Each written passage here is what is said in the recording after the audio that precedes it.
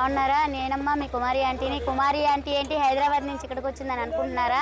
రావాల్సి వచ్చిందండి. ఎందుకంటే 15 సంవత్సరాల కిందట హైదరాబాద్ గుడివాడ ఎలా ఉందో ఇప్పుడు కూడా గుడివాడ అలాగే ఉందండి. గుడివాడ అభివృద్ధి చెందాలంటే అందరం రావాలండి.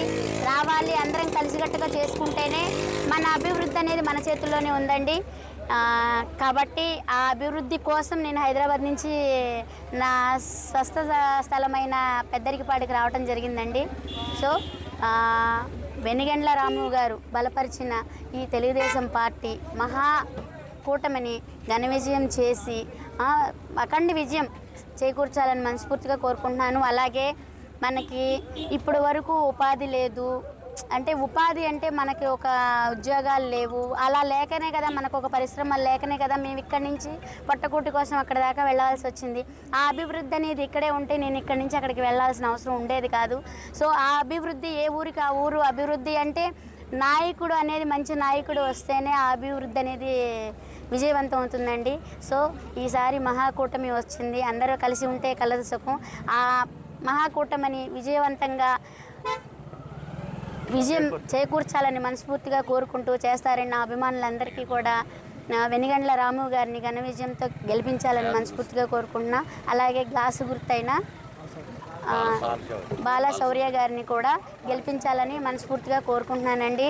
ఈసారి కనుక మనం ఇట్లాగే ఉంటే ఎప్పుడు ఇక గుడివాడ ఎలా ఉందో 15 సంవత్సరాల నుంచి నేను ఇక్కడ లేని 15 సంవత్సరాల నుంచి ఎలా ఉందో అప్పటి నుంచి ఇప్పటి వరకు అలాగే ఉందండి. ఈ గుడివాడను అనేది మనం అభివృద్ధి చేసుకోవాలంటే ఖచ్చితంగా గెలిపించుకోవాలండి. అలాగే ఈ సందర్భంగా నేను మన అందరినీ కూడా కోరుకుంటున్నానండి, మన నాయకులైనటువంటి వాళ్ళందరికీ కూడా ఉపాధి లేని వాళ్ళకి ఉపాధి కల్పించాలని, ఉద్యోగాలు లేని వాళ్ళకి ఉద్యోగాలు కల్పించాలని. అనారోగ్యం అనేది చాలామంది బాధపడుతున్నారండి.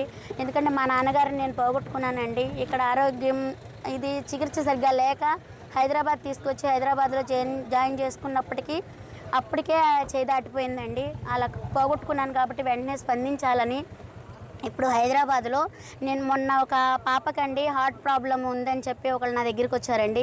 సీఎం గారండి రేవంత్ రెడ్డి గారు వెంటనే స్పందించారండి. నా ద్వారా ఒక పాపకి హెల్ప్ జరుగుతున్నందుకు నాకు చాలా సంతోషంగా ఉంది. అలాగే మన గుడివాడ నియోజకవర్గంలో కూడా రాము గారు కూడా అలాంటి వ్యక్తి అండి. మీరు మహేష్ బాబు గారి సినిమా అది చూసే ఉంటారు, మహర్షి సినిమా. దాంట్లో ఎలా అయితే ఆయన విదేశాల నుంచి వచ్చి పేద ప్రజలకు ఎలా అయితే చేశారో అలాంటి వ్యక్తేనండి.